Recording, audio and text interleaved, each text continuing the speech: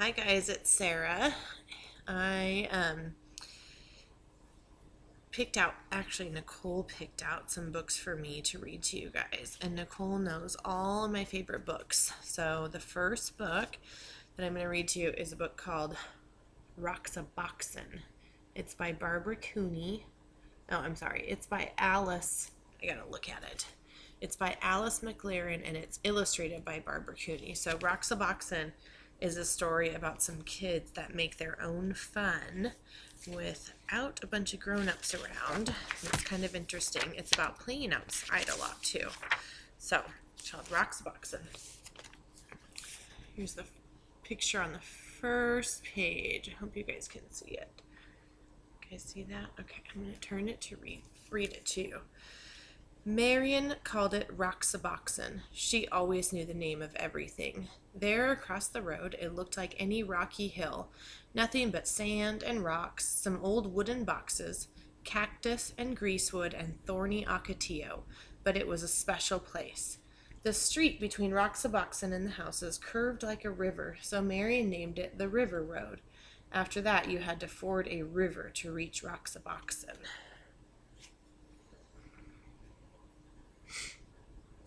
See that? Okay. Of course, all of Marion's sisters came. Anna May and Frances and little Jean, Charles from next door, even though he was 12. Oh, and Eleanor, naturally. And Jamie with his brother Paul. Later on, there were others, but these were the first. Well, not really the first. Roxaboxen had always been there and must have belonged to others long before. There's Roxaboxen. When Marion dug up a tin box filled with round black pebbles, everyone knew what it was. It was a buried treasure. Those pebbles were the money of Roxaboxen. You could still find others like them if you looked hard enough. So some days became treasure hunting days, with everybody trying to find that special kind. And then on other days, you might find just one without even looking.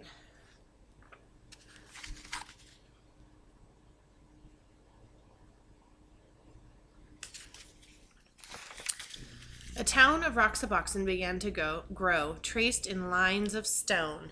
Main Street first, edged with the whitest ones. And then the houses. Charles made his of the biggest stones. After all, he was the oldest. At first the houses were very plain, but soon they all began to add more rooms. The old wooden boxes could be shelves or tables or anything you wanted. You could find pieces of pottery for dishes, and round pieces were the best. Their wooden boxes kind of remind me of the hollow blocks on our yard at the children's school.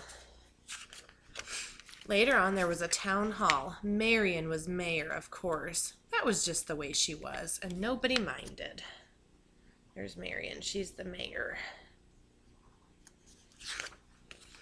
After a while, they added other streets. Frances moved to one of them and built herself a new house outlined in desert glass. Bits of amber, amethyst, and sea green. A house of jewels.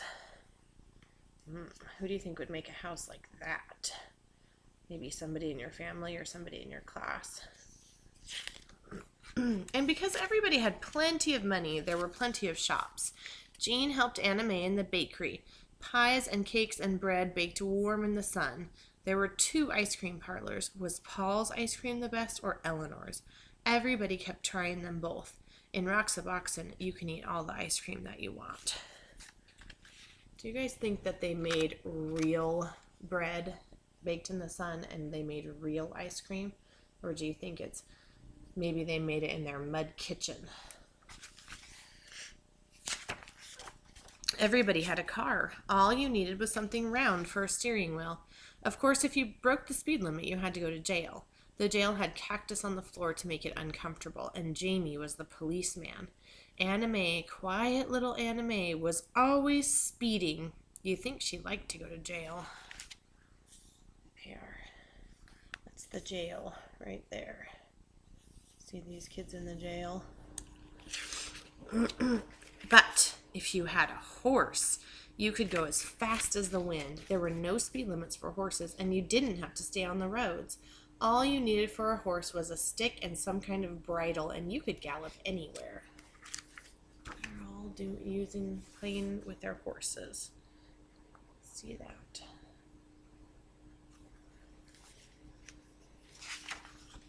Sometimes there were wars. Once there was a great war, boys against girls. Charles and Marion were the generals. The girls had Fort Irene, and they were all Girl Scouts, and the boys made a fort at the other end of Roxaboxen, and they were all bandits. The raids were fierce, loud with whooping and stamping of horses. The whirling swords of Ocotillo had sharp thorns, but when you reached your fort, you were safe. There's their forts. You see that.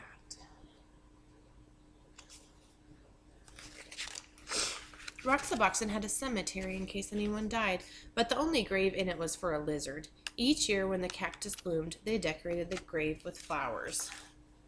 There's the lizard, and there's the grave that they decorated with flowers.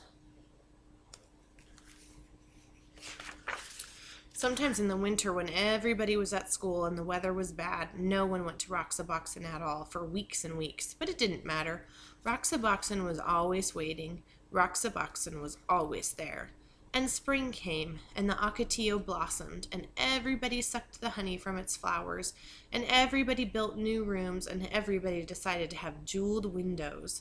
That summer there were 3 new houses on the east slope and 2 new shops of Main Street, and so it went. The seasons changed, and years went by, and Roxaboxen was always there.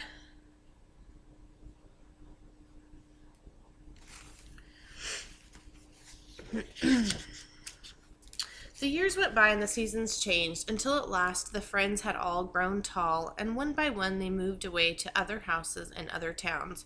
You might think that was the end of Roxaboxen, but oh no, because none of them ever forgot Roxaboxen. Not one of them ever forgot.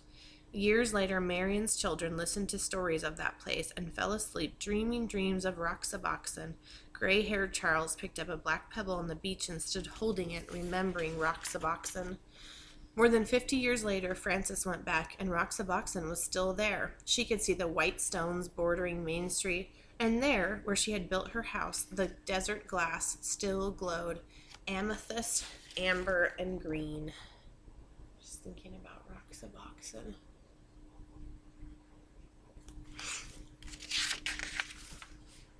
That's the end. The end of Roxaboxen.